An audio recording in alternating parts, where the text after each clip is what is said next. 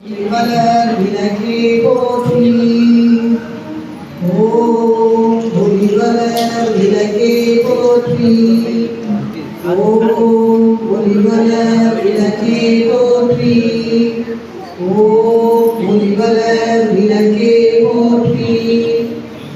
ஓம் ஒளிவளர் விளக்கே போற்றி. ஓம் ஒளிவளர் விளக்கே. அதைத் தொடர்ந்து ராணி அகல்யாபாய் அம்மா அவர்களுக்கு புஷ்பாஞ்சலி செய்யக்கூடிய நிகழ்வு ராஷ்டிரிய சுயம்சேவக சங்கத்தினுடைய பிரச்சாரர் சுந்தர்ஜி அவர்கள் இங்கே புஷ்பாஞ்சலி செய்து கொண்டிருக்கிறார். அவரைத் தொடர்ந்து தாளாளர் சிவராமன் செஞ்சு, அதைத் தொடர்ந்து ராஷ்டிரிய சுயம்சேவக சங்கத்தினுடைய மாநகர துணைத் தலைவர் MKR மோகன்ஜி அவர்களும் தர்மலிங்கஜி அவர்களும் ராஜ்குமார் ஜி அவர்களும் இங்கே புஷ்பாஞ்சலி செய்து கொண்டிருக்கிறார்கள். புஷ்பாஞ்சலி அனைவரும் மேடைக்கு அமர்மாறு.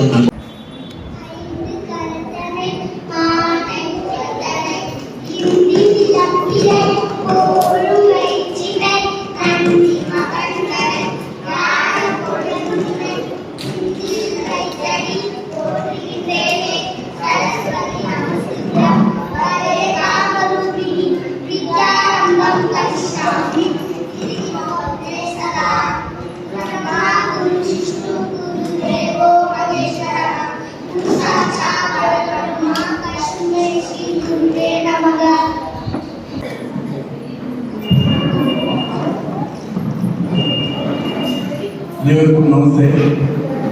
ராணி அகல்யாபாய் அவங்களுடைய 300வது ஜெயந்தி இன்னைக்கு தோங்குறோம். நாடு முழுக்க இந்த நிகழ்ச்சியை மிக ஒரு உற்சாகமான நிகழ்ச்சியில் கொண்டு போனதுக்காக இந்த நிகழ்ச்சியை ஆரம்பிக்கணும். இந்த அம்மா பார்த்தீங்கன்னு சொன்னால் நாடு முழுக்க உலக ஆட்சி காலத்தில் ஏகப்பட்ட கோயில்கள் இருந்துச்சாங்க, சிவன் கோயில் எல்லாம் இருந்துச்சாங்க. அந்த கோயில் எல்லாத்தையும் புனர்நிர்மாணம் பண்ணி நம்ம தமிழ்நாட்டில் ராமேஸ்வரம் கோயில் வரைக்கும் இப்போ இந்த காசு கூட இவங்களால புனர்நிர்மாணம் பண்ணப்பட்ட கோயில். அப்படி பண்ணி அவங்களுடைய விஷயம் வெளியே வரணும், வெளியே கொண்டு வரணும். இவங்களுடைய சக்தி எப்படிப்பட்ட சக்தி, பெண்களுடைய சக்தி எப்படிப்பட்ட சக்தி, அதை வெளியே கொண்டு வரணுன்றதுக்காக நம்ம இந்த நிகழ்ச்சி எடுத்து பண்ணிட்டு இருக்கோம். இந்த நிகழ்ச்சி யோகி நிகழ்ச்சி தமிழகத்தில் வட தமிழ்நாட்டில் முதல் நிகழ்ச்சி. இந்த நிகழ்ச்சியை பொறுத்தவரை இன்னைக்கு நம்ம இந்த நிகழ்ச்சி தலைமை தாங்கியிருக்கவங்க திரு டாக்டர் சிவராமன் வஉசி சிதம்பரம் மேல்நிலைப்பள்ளி அதனுடைய தாளாளர். அவங்கள நம்ம 300வது ஜெயந்தி குழு சார்பாக வருக வரவேற்கிறோம். அடுத்தபடியாக ராஷ்டிரிய சுயம்சேவக சங்கம் மாநகர துணைத் தலைவர் அவருடைய MKR மோகன்ஜி அவங்களையும் வருக வரவேற்றுக் கொள்கிறோம். அடுத்தபடியாக இந்த நிகழ்ச்சிக்கு சிறப்புரையாற்றுவதற்காக இருக்கவங்க திரு சுந்தர்ஜி பொறுத்தவரைக்கும் முழு நேர ஊழியர்கள் திருமணம் பண்ணாமல் சமுதாயத்துக்காக முழு நேரமாக வேலை செஞ்சுருக்கக்கூடிய உதாரணமாக இவங்களுடைய தான் இந்த நிகழ்ச்சியுடைய இது.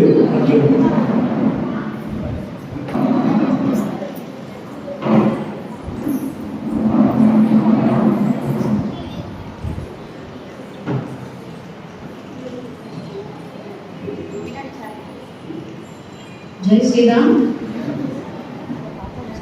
இங்கிருந்து என்னோட பேர் வந்து தாஷாயினி, சாமாஜிக சமஸ்தா ஊழியர், மகாநகர் ஊழியர், அதாவது மாநகர பொறுப்பாளராக இருக்கேன்.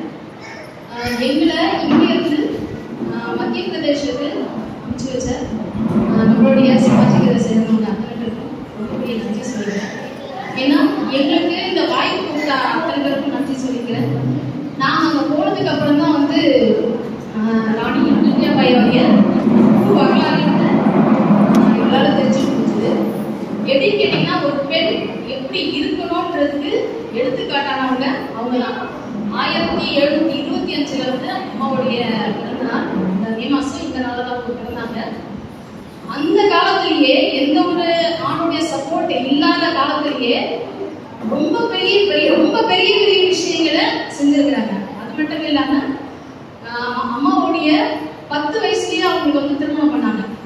திருமணம் பண்ணிட்டு ரொம்ப ஒரு குறைஞ்ச போனதுல எனக்கு ஒரு பெரிய சந்தோஷம்.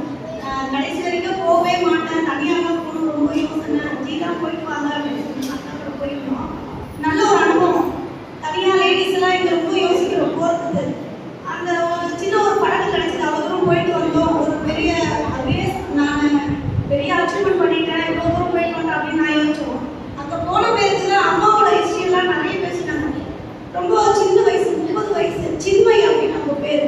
மகாராஷ்டிரா.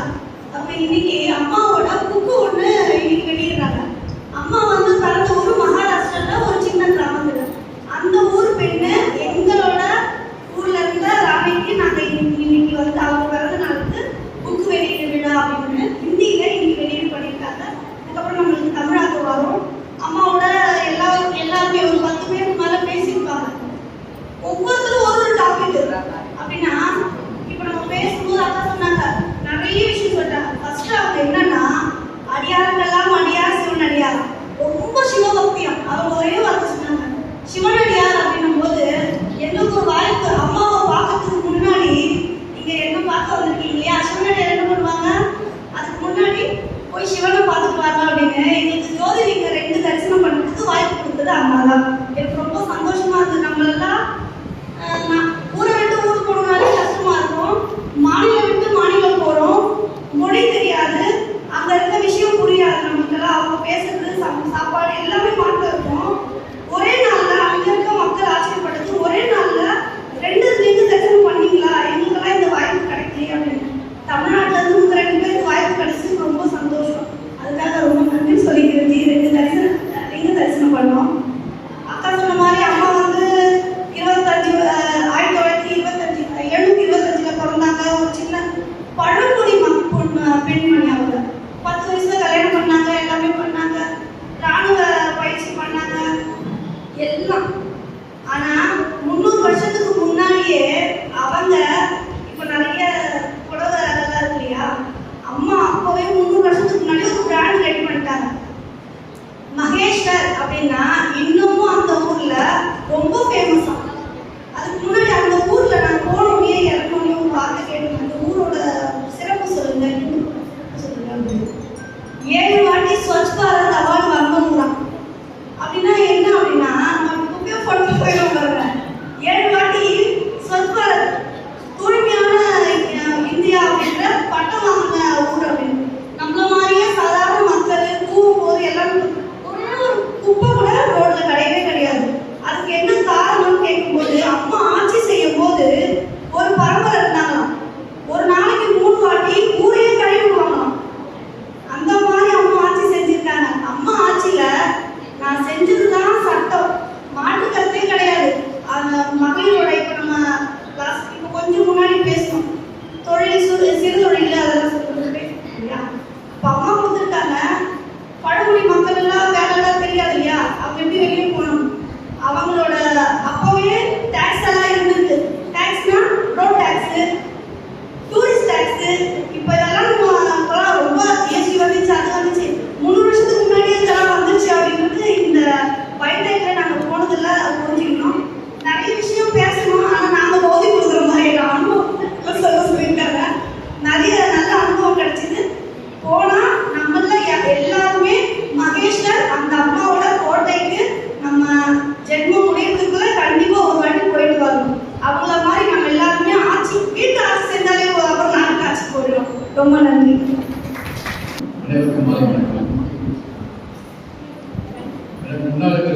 எல்லாரும் எல்லாம் பேசினாங்க. எனக்கு பிறகு யூஸ் தெரிஞ்சு அவர் என்ன சொல்ல போறாருன்னு எல்லாம் தெரியும். இடையில வந்து நான் என்ன சொல்ல போறேன், ஒரு பெண்மணின்னா அது ஒரு ராணின்னா ஜாலியா சொகுசா ஏசி ஆன் பண்ணிட்டு இருக்க வேண்டியது தானே. ஏன் கஷ்டப்படணும்? அவங்களுக்கு அவங்க அம்மா சொன்னாங்க, கார்த்திகை அம்மா சொன்னாங்க 10 வயசுல திருமணம்னு சொன்னாங்க. அவர் திருமணம் ஆனது அதுவே ஒரு பெரிய ஆச்சரியமான விஷயம். அவருடைய மாமனார், வருங்கால மாமனார், ஒரு கிராமத்தில் போயிட்டு இருக்கப்போ இந்த அம்மா வந்து வருங்காலத்தில் வர வேண்டிய ராணி ஒரு கோயிலில் சேவகம் பண்ணுறாங்க. நான் சொல்லி பண்ணல, கோயிலில் சேவகம் பண்ணுற அந்த 10 வயசு பெண்மணியை அழைச்சிட்டு வந்து என்னுடைய மருமகளை ஆகிறார். அவங்களுக்கு என்ன எம்பிஏ படித்தாங்களா, எம்பிஏ படித்தாங்களா, படிக்கவே தெரியாது, படிக்காதவங்க. அவங்கள வந்து ராணியாக்கி வீட்டில் அவங்களுக்கு வந்து படிப்பும் எல்லா விதமான உலகத்தையும் சொல்லிக் கொடுத்தது அவங்க மாமியார். மாமியார் மருமகள் பற்றி நம்ம சீரியல் எத்தனை பார்க்குறோம். ஒரு மாமியாராவது ஒரு மருமகளாவது ஒன்றா இருக்குங்களா? ஆனால் அந்த காலத்தில் ஒரு ராணி மாமியாரால வளர்க்க மாட்டாங்க. 10 வயசுல இருந்து அப்புறம் வயசு வந்து குழந்தை, ஒரு ஆண் குழந்தை, ஒரு பெண் குழந்தை, 70 வயசு அவங்க ராணியா இருந்தாங்க. வாழ்க்கை முழுக்க 5-10 தலைமுறை கூட கஷ்டப்படவே வேண்டாம், எல்லாம் வந்து மாமனார் வந்து செஞ்சிருக்காங்க. ஆனால் இந்த அம்மா வந்த பிறகு மகாலட்சுமி என்ன சொன்னாங்க, அத்தனை நல்ல காரியமும் ராணியா இருக்குது தெருவில் வந்து வேலை செஞ்சாங்க. தெரு சுத்தப்படுத்துறது வந்து, ராஜ்யம் காப்பாற்றுறது வந்து எல்லா விதமான இன்னைக்கு நாமெல்லாம் காசியில ஒரு பக்கம் மசூதி இருக்கு, இந்த பக்கம் தான் நமக்கு இந்து கோயில் இருக்கு, நமக்கு படிக்கிறோம். ஆனா அந்த அம்மா காலத்துல முழுக்கவே மசூதி இருந்தது, இந்து கோயில் கிடையாது. மாமனார் முயற்சி பண்ணியிருக்காரு. அதுக்கப்புறம் இவங்க காலத்துல ஆதி மசூதியை வந்து இருக்கு, மறுபடியும் வந்து புனர்நிர்மாணம் செஞ்சு ஒரு பாதி இந்து கோயில். நாம இன்னைக்கு போறோம் இல்லையா, இன்னைக்கு பத்திரிகையில படிக்கிறோம் இல்லையா, காசி காசி காசிங்கிறது. யாரால அந்த காசி வந்தது? இந்த அம்மா. இன்னைக்கு காசு மட்டும் இல்லை, அதுக்குரிய 28 கோயில்கள் வந்து நான் நிறைய பேச செஞ்சு போகிறேன். அதனால 28 கோயில லிஸ்ட் போட்டிருக்காங்க. அது அயோத்தியால இருந்து ஆரம்பிச்சு, காசியிலிருந்து ஆரம்பிச்சு, இந்த பக்கம் உஜ்ஜைன், குஜராத்ல இருக்கிற சோம்நாத், தெற்கே காஞ்சிபுரம் பேர் கூட சொல்லியிருக்காங்க. என்னென்னமோ கோயில் வந்து புனர்நிர்மாணம் பண்ணலாம். இன்னைக்கு அயோத்தியாவில் நம்ம போனா நம்ம எல்லாம் ஒரு கட்டுன்னு சொல்றாங்க, அகல்யா கட் அப்படின்னு ஒரு இடம். காவிரிக்கிற ஓரமாக இருக்கிற ஒவ்வொரு பகுதியுமே கட்டுன்னு பார்க்கணும். ஒரு கட்டுக்கு இருந்து அகல்யா கட். இந்த அம்மா செஞ்சவர். இந்த மாதிரி வாரணாடு முழுக்க ஒரு ஹிந்து சாம்ராஜ்யம் சத்ரபதி சிவாஜி எப்படி ஒரு இருக்கணும்னு நினைச்சாரோ இந்த அம்மா கனவு பண்ணிருக்காங்க, செயல் பண்ணியிருக்காங்க. இதை பற்றியான குழுக்களும் நிறைய விஷயங்களோட பெரியவங்க பேசுவாங்க. எனக்கு இந்த வாய்ப்பு கொடுத்ததுக்கு ரொம்ப நன்றி. நிகழ்ச்சியினுடைய முன்னிலை போட்டுருந்தோம். மதிப்புக்குரிய தண்டராஜ் அண்ணன், நமக்கு எல்லாம் தெரியும், வட சென்னையில மக்களுக்கு சிம்சன் கம்பெனின்னா யாருக்கும் தெரியாம இருக்க மாட்டாங்க. அந்த சிம்சன் கம்பெனியுடைய கோஆபரேட் சொசைட்டியினுடைய இயக்குனர் பல தொண்டு காரியங்கள் அவங்க பண்ணிட்டு இருக்காங்க. நம்ம சங்கத்தோடு இணைந்து பல காரியங்கள் பண்ணிட்டு இருக்காங்க. வித்யா பாரதி அமைப்பு செயலாளர் திரு சுந்தர்ராஜ் அவர்கள்.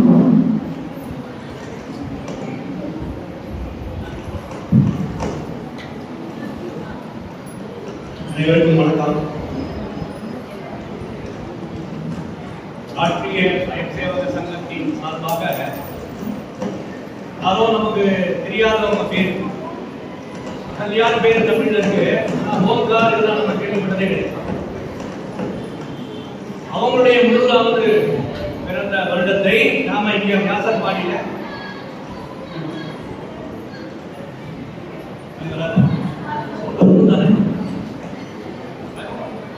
வியாசர்பாடியில கொண்டாடுறோம்னாக்க காரணம் நம்முடைய சங்கம் RSS. அதுலேயும் குறிப்பா சமுதாய நல்லிணக்க பேரவை அப்படிங்கிறதுக்கான ஒரு வேலை நடக்குது. அதன் மூலமா இங்க நாம் எல்லாரும் ரொம்ப ஒரு நல்ல நாட்டை சந்திச்சிருக்கோம். அவங்க 300 வருடத்துக்கு முன்னாடி மகாராஷ்டிரா மாநிலத்துல அகமது நகரத்துல ஒரு மாவட்டத்துல சின்ன கிராமத்தை பிறந்திருக்காங்க. 100 வருஷங்களுக்கு ஆங்கில கணக்கு பிரகாரம் ஆங்கில தேதி மே மாதம் 31ஆம் தேதி 1725 3வது வருஷம் பொங்கல். இங்கிலீஷ் கணக்குல 3வது வருஷம். ஆனா அவங்க பிறந்த நட்சத்திரம் திதி இதெல்லாம் நம்ம கணக்கு பண்ணா எல்லாம் உண்மையான வருடமா இருக்கும். இனிமே RSS என்ன சொல்ல விரும்புது அப்படின்னா, அகல்யாபாய் ஓம்கார் அவங்க எங்க வாழ்ந்தாங்க, நாம இங்க என்ன பண்றோம், நாடு முழுக்க இந்த மாதிரி ஒரு சிறப்பான ஒரு நிகழ்ச்சிகள் நடத்தணும். அவங்கள பத்தி என்ன சொல்றாங்கன்னா, புண்ணிய ஸ்லோகோ அப்படி சொல்றாங்க. அதாவது காலையில் எழுந்த உடனே சில பேர் நினைத்து கொள்ளணும். எல்லாருமே யாரும் நினைக்கணும், மொபைல் போன் நினைக்கக்கூடாது. எடுத்தோடனே எல்லாம் மொபைல் போன் தான் எடுத்துக்கலாம். இன்னைக்கு அப்படி பழக்கமாயிருக்கு. பெரியவங்களாம் நம்ம நாட்டில் நிறைய பேர் தொடர்ந்து வாழ்ந்துருக்காங்க. பல விஷயங்களை சமுதாயத்துக்கு பண்ணியிருக்காங்க. பண்பாட்டுக்கு பல தொட்டுகள் பண்ணியிருக்காங்க, பண்பாட்டை வளப்படுத்திருக்காங்க, வாழ்க்கை முறையை உயர்த்திருக்காங்க, நாட்டுடைய ஒருமைப்பாட்டுக்காக வேலை செஞ்சிருக்காங்க, சுதந்திரத்துக்காக வேலை செஞ்சிருக்காங்க. அப்படி பல பேர். அதுல இவங்க கல்யாபாய் அவங்க அந்த வரிசையில் இருக்காங்க. அந்த மாதிரியான ஒரு உயர்ந்த வாழ்க்கை முறை 300 ஆண்டுகளுக்கு முன்னாடி ஒரு சாதாரண குடும்பத்தை பிறந்த ஒரு பெண்மணி ராணியாக அரசியாக ஆகி சிறப்பான ஆட்சியை செய்ய முடியும். ஆன்மீக அளவில் சிறப்பான ஆட்சி, மக்களுக்கு நல்ல வசதிகரமான வாய்ப்புகளை நல்ல ஆட்சியை கொடுத்து பண்ணணும். அப்படிதான் முயற்சி பண்ணவங்களுடைய வாழ்க்கையை இப்ப இருக்கிற எல்லாருமே தள்ளி கொடுக்கும். இப்ப இருக்கிற இளைய தலைமுறையை தெரிந்து கொள்ளணும். அதுக்காக நம்ம முயற்சி. ஆகவே இந்த தேசிய ஒருமைப்பாடு அடங்கி மகாராஷ்டிராவுக்கும் தமிழ்நாட்டுக்கும் நிறைய உறவுகள் இருக்கு. தமிழ்நாடு மகாராஷ்டிரா நாடு முழுக்க இதுக்கான நிகழ்ச்சிகள் இந்த ஆண்டு நடக்கப்படும். ஆகவே தேசிய ஒருமைப்பாடு இதில் அடங்கி. இரண்டாவது, பெண்கள் எவ்வளவு பெரிய காரியங்களை சாதிக்க முடியும். இப்ப 2 பேர் சொன்னாங்களா இல்லையா, அங்க போயிட்டு வந்தோம் அப்படின்னு சொல்லி, அதுவே ஒரு சாட்சி. பெண்கள் எத்தனை சாதிக்க முடியும். நான் ஊரை விட்டே போனதே இல்லை அப்படின்னா மகாராஷ்டிரா அங்க போயிட்டு ஒரு சிறப்பான நிகழ்ச்சியை கலந்து கொண்டு அவங்க ஹிந்தியில பேசினாங்க. ஹிந்தியில தானே பேசினாங்க எல்லாரும். எல்லாத்தையும் புரிந்து கொண்டு அதை இங்க சொல்ற அளவுக்கு அவங்களுக்கு ஒரு நல்ல ஒரு நம்பிக்கை வந்திருக்கு, ஒரு பயிற்சி வந்திருக்கு. இதுதான் உமன் எம்பவர்மெண்ட். பெண்களுக்கு ஒரு மதிப்பை கொடுக்கறது, அவங்கள ஒரு உயர்ந்த நிலைக்கு ஆக்கிறது. நம்ம நாட்டில் இந்த மாதிரி பழக்க வழக்கங்கள்லாம் இருக்கு. உலகத்தில் எந்த நாட்டையும் பெண்களை கடவுளா பார்க்கறதே கிடையாது. கடவுளா பார்க்கறாங்களா எங்கேயாவது? உலகத்தில் எந்த நாட்டுமே கிடையாது. நம்ம ஊர்ல பாருங்க, மூளை அம்மன் கோயில், மூளை சக்தி கோயில் இல்லையா, எல்லா இடத்துலையும் இருக்கு. கடவுளா பார்க்கக்கூடிய வணங்கக்கூடிய ஒரு உயர்ந்த பழக்கத்தை நம்ம நாட்டில் இருக்கு. சாதாரண ஒரு குடும்பத்தை பிறந்தவங்க ஒரு ராணியாக ஆகலாம், அரசியாக ஆகலாம் அப்படிங்கிறதுக்கான உதாரணம் இவங்க ஒரு சமீபத்திய உதாரணம். தமிழ்நாட்டிலே இந்த மாதிரி இருக்காங்க. வேலுநாச்சியார், குயிலி, இவங்க எல்லாம் பெரிய காரியங்கள் பண்ணியிருக்காங்க. அப்படி நாடு முழுக்க இந்த மாதிரியான நல்ல உதாரணங்களை கொண்டு போகும் இளைய தலைமுறைக்கு. நம்ம இளைஞர்கள் யாரை இன்னைக்கு பெரிய ஹீரோவா ஆரம்பிச்சிருக்காங்க. அவங்களுக்கு யார் ரோல் மாடல் என்ன சொல்லுவாங்க? 15 வயசு 16 வயசு இருக்கக்கூடிய பசங்க கேட்டீங்கன்னா நீங்க யாரை ஹீரோவா நினைக்கிறீங்க அப்படின்னு யாரை சொல்லுவாங்க? சொல்றீங்க அஜித், தளபதி, அல்லது சினிமா நடிகைகள், அப்படின்னா கிரிக்கெட் பிளேயர். அவங்க எப்படி ஹேர் கட்டிங் இருக்கிறப்ப இவங்களும் அதே மாதிரி பண்றது.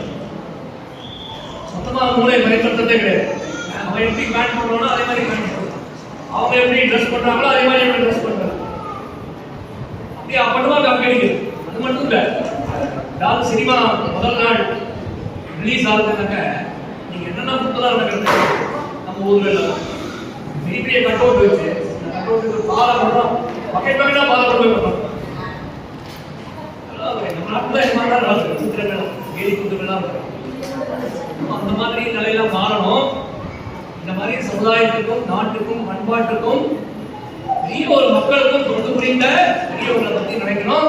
நாமளும் அந்த பாதையில போகணும் அப்படிங்கிற எண்ணங்கள்லாம் வரும். அதுக்காக இந்த மாதிரி பேசிக்கலாம். ஆகவே கல்யாபாய் ஓல்கார் அவங்க 300 வருஷத்துக்கு முன்னாடி மோகன்ஜி சொன்னார். அவங்க மாமனார் அதாவது வீட்டுக்காருடைய அப்பா அவர் தேடிட்டு இருக்காரு, அந்த பையனுக்கு நல்ல பண்ணா பார்க்கணும், இவங்களை பார்த்து கண்டுபிடிச்சு இப்பதான் சிறப்பான நம்ம மருமகளா இருக்க முடியும் அப்படின்னு அவங்களுக்கு திருமணம் செய்து வைத்து அப்புறம் இறந்து போயிடுறாரு. கணவன் இறந்து போயிடுறாரு. மாமனாரே அவருக்கு மல்கர் ராவ் ஓல்கார் அவர் பேர். அவங்க இவங்களுக்கு தெம்பு கொடுக்குறாங்க. இந்த அம்மா கல்யாபாய் அவங்க இன்னும் நல்லா தயாராக.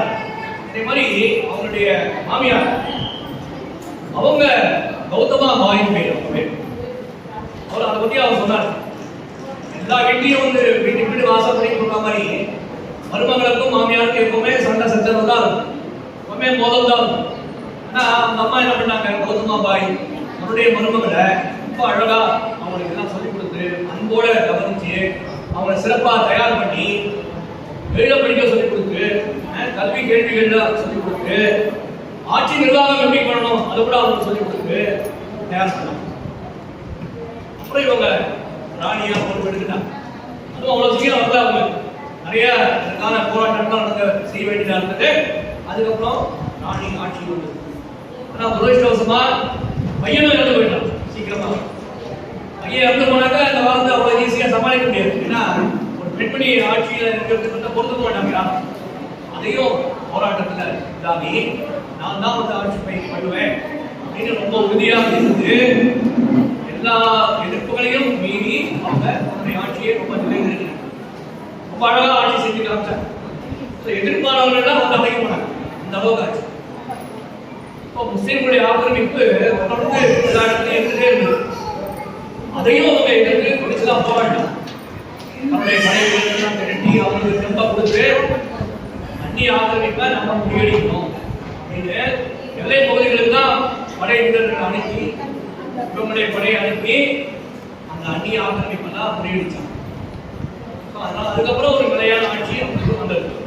அதுக்கப்புறம் மக்களுக்கு நல்ல ஆட்சியை ரொம்ப வசதிகரமான ஆட்சியை கொடுக்கணும்.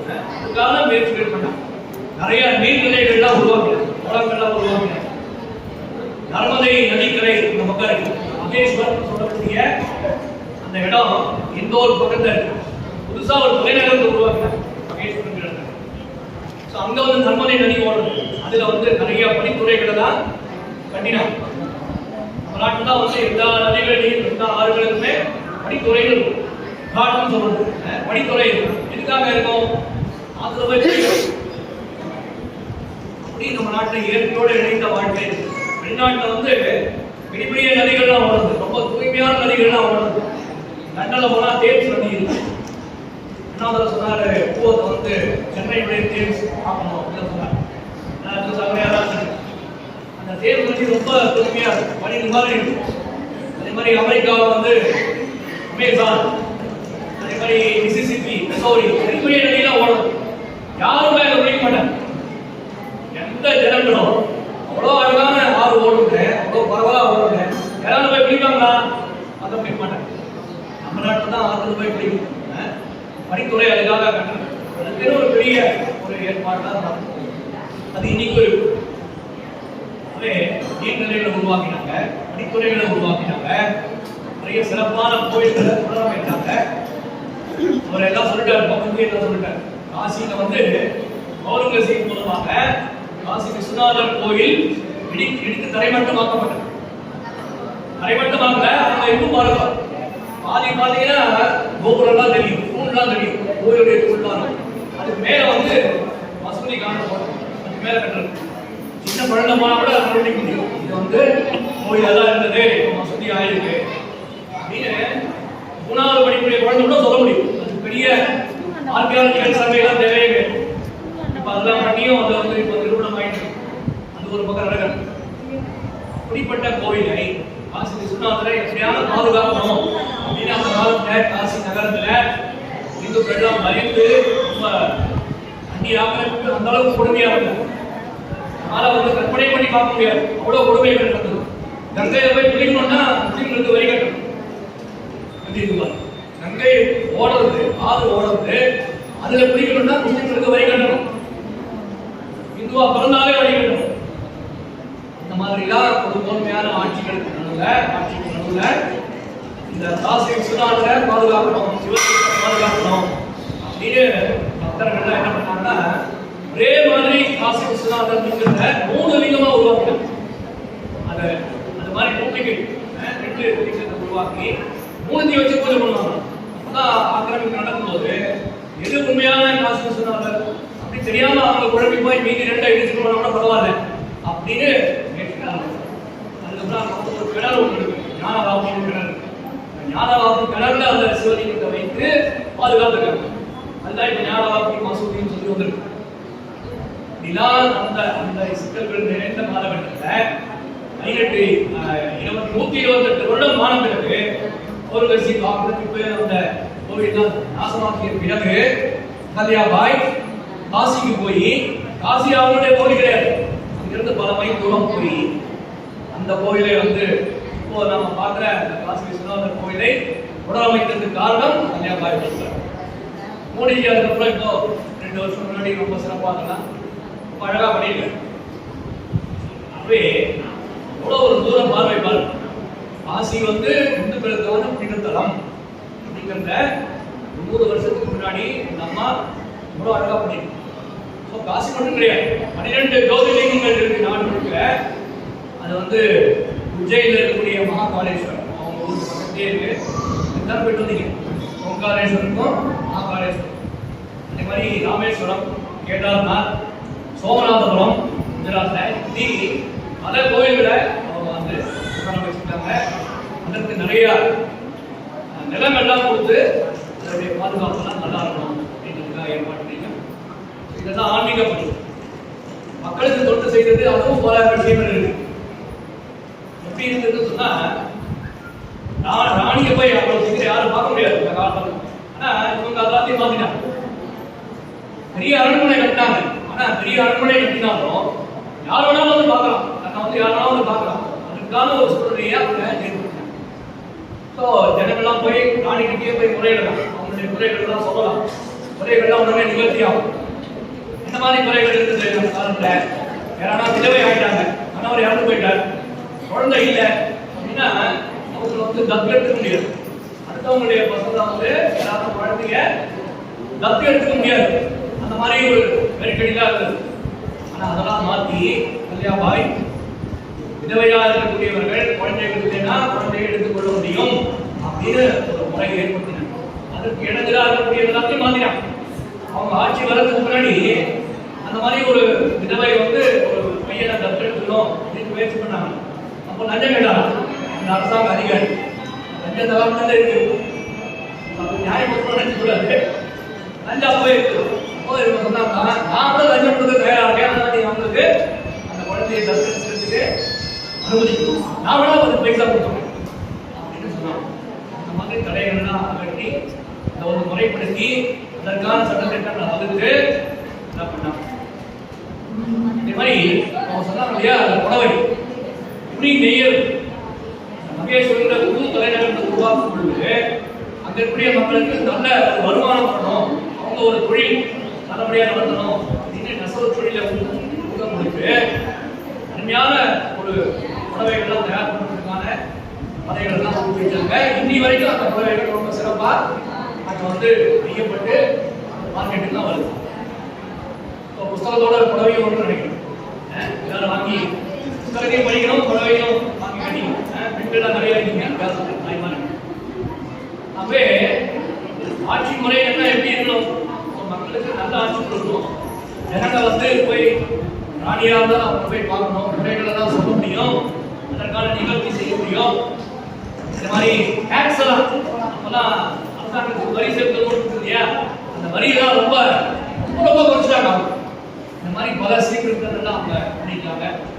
எந்த ஜாதியாக இருந்தாலும் சரி, எந்த ஜாதியாக இருந்தாலும் எல்லாருக்குமே நிலையான ஒரு வருமானம், நல்ல ஒரு கௌரவமான வாழ்க்கை கிடைக்கணும் அப்படிங்கிறதுக்கான முன்னெடுப்புகள்லாம் ராணி அகல்யாபாய் அவங்க பண்ணியிருக்காங்க. ராமேஸ்வரத்துக்கு வந்து இங்கே அந்த தொண்டு பணிகள்லாம் பண்ணியிருக்காங்க. காசியில் வந்து நான் முன்னாடி சொன்ன மாதிரி படித்துறைகள்லாம் நிறைய பேர் நம்ம தமிழர்கள்லாம் போனாங்க. அங்கே செட்டிநாடு அங்கே விடுதிலாம் இருக்கு, அதுக்கெல்லாம் பக்கத்தில் தசாஸ்வமேத காட்டுன்னு ஒரு படித்துறை, அந்த படித்துறையெல்லாம் ஏற்பாடு பண்ணது நம்ம தான் அகல்யாபாய் தான்.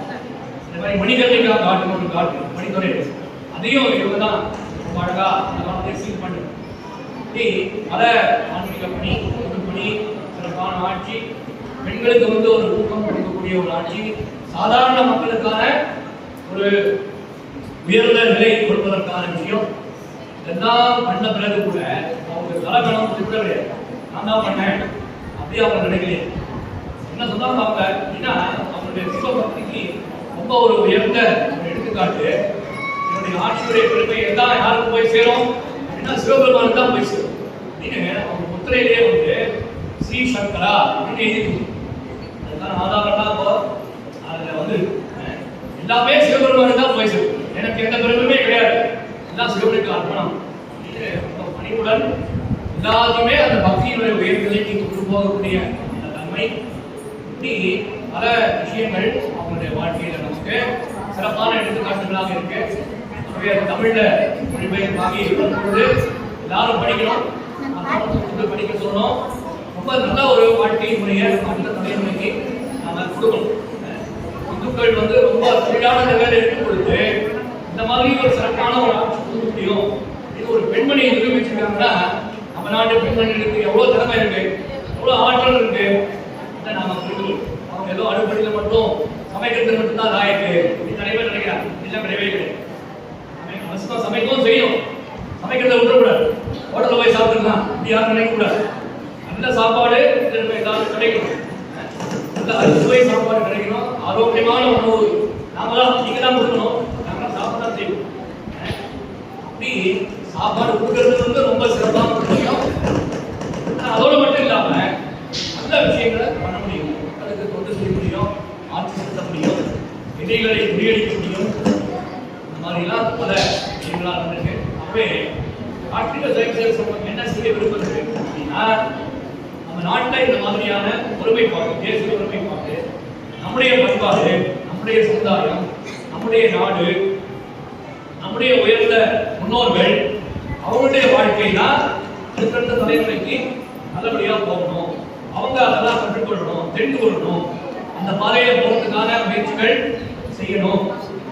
அந்த உயர்ந்த நோக்கத்தோட தான் சங்கம் சுவாமி விவேகானந்தர் 50வது வருஷத்தை சிறப்பா கொண்டாடி ஒரு 4-5 வருஷத்துக்கு முன்னாடி. அதுக்கு முன்னாடி 100வது வருஷம், 125வது வருஷம் வந்தது. இப்போ ஜூன் 20ஆம் தேதி சத்ரபதி சிவாஜி அரசனாக முடிசூட்டி கொண்டு இந்து சாம்ராஜ்யம் அப்படின்னு அறிவிக்க 350வது வருஷம் ஜூன் 20ஆம் தேதி நிறைவு பெறுது. அவ்வளோ சிறப்பான நாட்களை நாம வசிக்கிறோம். நம்ம வசிக்கும் பொழுதுதான் அயோத்தியாவில் ராம் லாலா தன்னுடைய இடத்துக்கு வந்திருக்காரு. பல ஆண்டுகளுக்கு பிறகு, பல போராட்டத்துக்கு பிறகு. அதெல்லாம் நம்ம கண் பண்ணி பார்க்கிறோம். நம்ம தாத்தா பாட்டிலாம் அவங்களுக்கு பார்க்கறதுக்கு முடியல, நாம பார்க்கிறோம். இந்த மாதிரி காசில பெரிய ஒரு சிறப்பான ஒரு முன்னேற்றம் தான் நடந்திருக்கு. பல நல்ல மாற்றங்கள் பண்பாடு ரீதியாக, பொருளாதார ரீதியாக, நாட்டுடைய தன்மைகளை பிரதிபலிக்கக்கூடியதாக பல நல்ல மாற்றங்கள் நம்ம கண் முன்னாடி நடக்கிறது. நாம தான் ஒரு விதத்துல கொடுத்து வைத்தவர்கள் அப்படின்னு நாம நினைக்கிறோம். அப்படிப்பட்ட ஒரு வாழ்க்கை, ஒரு பிறந்த நாள் வருடத்தை நம்ம எல்லாம் கொண்டாடுறதுனா ஒரு கொண்டாட்டம் கூடாது, கற்றுக்கொண்டு நாம வாழ்க்கையில நம்ம நடைமுறைப்படுத்துவதற்கான முயற்சி நமக்கு கிடைச்சிருக்கு அப்படிங்கிறத நாம எல்லாம் பெருமை கொள்ளணும். அப்பவே இந்த மாதிரி விஷயங்கள் வருடம் முழுக்க பல இடங்களில் நடக்கணும், பல பேர் தெரிந்து கொள்ளணும். தமிழ்நாட்டை பற்றி வடக்கர்கள் தெரிந்து கொள்ளணும், வடக்கரை பற்றி நாம தெரிந்து கொள்ளணும். இதுதான் தேசிய ஒருமைப்பாடு. நாடு மட்டும் ஒண்ணுதான், யாரும் வித்தியாசம் கிடையாது அப்படிங்கிறதுதான் ரொம்ப அழகா மீண்டும் மீண்டும் நிரூபணமாகும். நம்ம பாண்டிய நாட்டை சேர்ந்த ராணி மங்கம்மாள் இந்த மாதிரி கோயிலுக்கு தான் நிறைய பணி செஞ்சிருக்காங்க. அதே மாதிரி அவங்க பண்ணிருக்காங்க. நாட்டில் ஏதாவது ஒரே மாதிரி தான் செஞ்சுக்கிறாங்க, வேற மாற்றமே கிடையாது. இதுதான் நம்ம வலியுறுத்துறது. இந்த மாதிரி ஒரு நல்ல நிகழ்ச்சி நீங்களாம் நடந்துருக்கீங்க, உண்மையிலே இவ்வளோ உட்காந்துருக்கீங்கன்னு சொல்லி சொன்னாரு. நாங்களாம் கொஞ்சம் வரத்துக்கு தாமதமாயிடுச்சு. இவ்வளோ வெயில்ல எல்லாரும் ரொம்ப நேரமாக காத்திருக்கீங்க. உங்களுடைய பொறுமைக்கும் ஒரு எல்லை உண்டு. அதை இதோட நான் நினைக்கிறேன். நன்றி, வணக்கம்.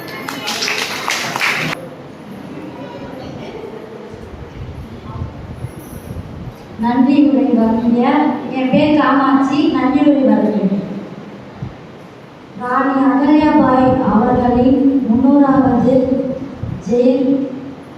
ஜெயந்தி துவக்க விழாவை முன்னிட்டு வரவேற்பு விடுத்த திரு தர்மலிங்க ஐயா அவர்களின் சென்னை மாநகர ஒருங்கிணைப்பாளர் சமாஜம் தலைமை சென்னை மாநகர துணைத் தலைவர் RSS திரு MKR மோகன் ஐயா அவர்களும், வஉசி சிதம்பரம் மேல்நிலைப் பள்ளி தலைவர் திரு டாக்டர் சிவராமன் ஐயா அவர்களுக்கும், முன்னிலை சிம்சங்கோ ஆபரேட்டர் சொசைட்டி இயக்குனர் திரு கனராஜ் ஐயா அவர்களுக்கும், சிறைத்துறை வித்யா பாரதி அமைப்பு செயலாளர் திரு யு சுந்தர்ஜி ஐயா அவர்களுக்கும் மற்றும் இல்லாமல் இந்நிகழ்ச்சியில் ஒருங்கிணைத்து அமைத்த ரவிஜி அவர்களுக்கும் மற்றும் தனா அம்மா அவர்களுக்கும் மற்றும் மகாலட்சுமி அம்மா அவர்களுக்கும் சுகன்யா அக்கா அம்மா அவர்களுக்கும் மற்றும் சரண்யா எல்லாரும் அனைவருக்கும் சேர்ந்து நன்றி கூறி விடைபெறுகிறேன். நன்றி வணக்கம்.